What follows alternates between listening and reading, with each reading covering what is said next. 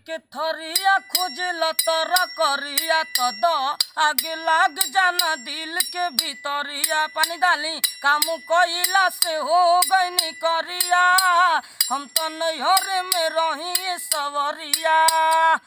रुसना करे जा हमर फाते, छोटी छोटी बात पर तू लागता रुदाते।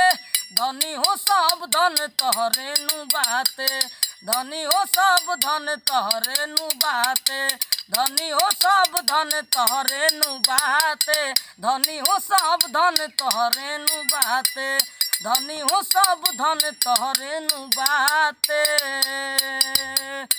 दांत पीसी के खीसी में साने लुआता, तो प्यार के अचार जस कोई देलू खाता, कोई देलू खाता। हाँ तो सुन का हो बोल, अब तोहरा से हम बतियाइबो राजा बेलने से।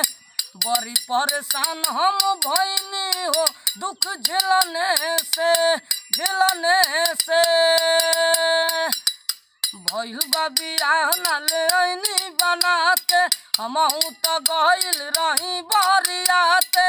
धनी हो सब धन तोहरे नु बाते, धनी हो सब धन तोहरे नु बाते, धनी हो सब धन तोहरे नु बाते, धनी हो सब धन तोहरे नु बाते। आ तू तो दाली में डाली के देता रुचीनी, ना भूसा में घूसा तो लमल कीनी, लमल कीनी। हाँ तो अपने से बना के खा। अच्छा पिए करा से निके असुरती हो बिना गवने के, कवन करम हम कइनी हो भइनी पवने के, पवने के।